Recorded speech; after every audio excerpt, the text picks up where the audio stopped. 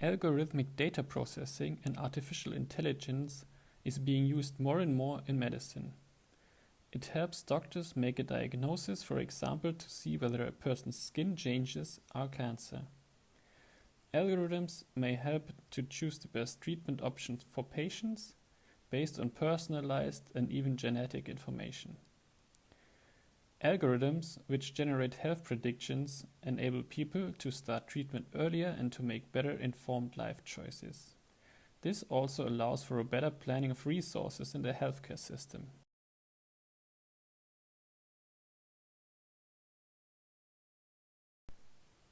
Algorithms are going to become much stronger. Health predictions will become very precise and reliable.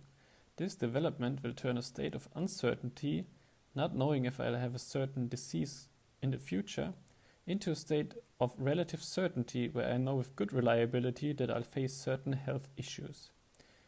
We are thus talking about new medical certainties produced by algorithms.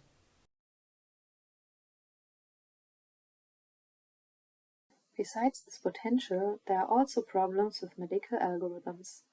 Let's see, for example, how algorithms can threaten the funding of a dual public-private healthcare system like the one in Germany.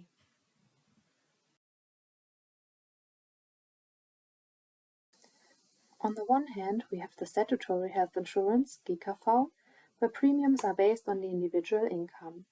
On the other hand, we have the private health insurance, PKV, where premiums are based on the individual disease risks. Everyone has to hold a health insurance. Some, not all people, can choose between PKV and GKV. Kaya, for example, is an official of the Federal Republic of Germany, which enables her to choose. For her decision, Kaya needs to assess her risk of disease. Then she can check how much she would have to pay in private health insurance to cover this risk. If the calculated premium is lower than her income-based contribution in GKV, she has a strong incentive to choose private health insurance. The better she can assess her risk of disease, the better she can choose between both insurance systems. As long as Kaya has only simple means for her risk assessment, the choice between the different insurances is a somewhat nebulous matter.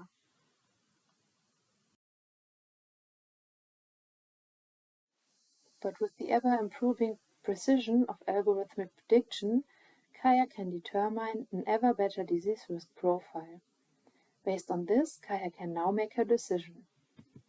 The algorithm determines a very favorable health development for Kaya, which is cheaper to fund in PKV than in GKV. Therefore, Kaya chooses PKV.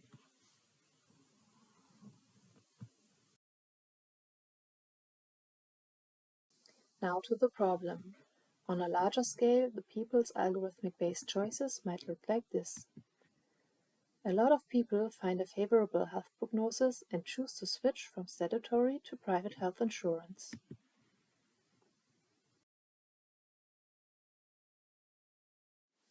After a while, there will be more people with a low-risk profile in the PKV, which means the average disease risk decreases in PKV but increases in GKV. This leads to a shift of cost and therefore challenges the funding and the long-term sustainability of the statutory health insurance. This is an effect of so-called adverse selection.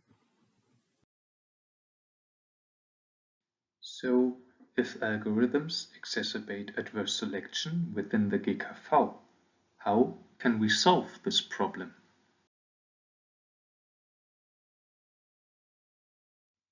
Let's take a look at the production and emission process of algorithmic certainties. Algorithms analyze big data through deep learning and huge computational power, and though produce new medical certainties about people's disease risks and health trajectories. If people get access to these certainties, it can influence their choice of health insurance. Now, 4 regulatory approaches seems considerable. First, we could inhibit the production of strong predictions at all by limiting the computational power of medical algorithms.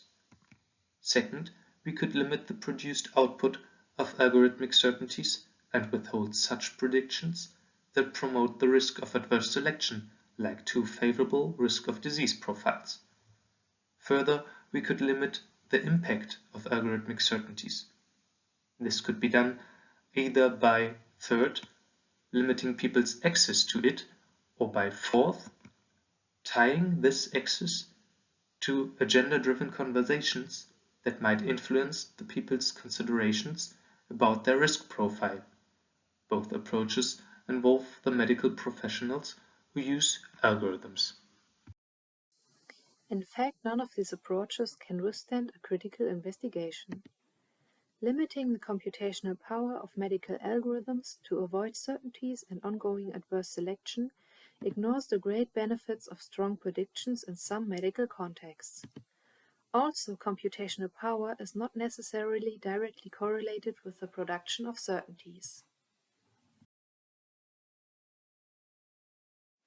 If we instead try to technically withhold precisely the one predictions that promote adverse selection, this paradoxically requires us to produce the medical certainties first in order to subsequently banning them. Therefore, it is technically impossible to ban the information you already got. Limiting the people's access to medical certainties will be difficult to reconcile with their right to obtain own medical information. Also, we can expect private direct-to-consumer offering of algorithm-based medical predictions, for example within the self-tracking community. So withholding certainties only in medical treatment context won't be enough, revealing a very illiberal trend of this approach. Tying people's access to certainties to agenda-driven conversations won't work out well either. It risks undermining the trust relationship between physicians and patients and tries to solve a structural problem on an individual level, which appears to be unsustainable. To sum things up, we have observed that increasingly powerful algorithms in medicine can produce certainties that can exacerbate adverse selection from the GKV. We have examined various regulatory approaches in the production and effect of such medical certainties and found that they all fail to handle the risk of adverse selection. At this point, one might take into account a more fundamental solution, like a generally reform of the healthcare system into a single-payer system. This seems appropriate insofar as the risk of adverse selection is a general problem of the distinction between private and statutory health insurance and not a new phenomena of algorithmic data processing in medicine. Nevertheless, further research should be done at this point.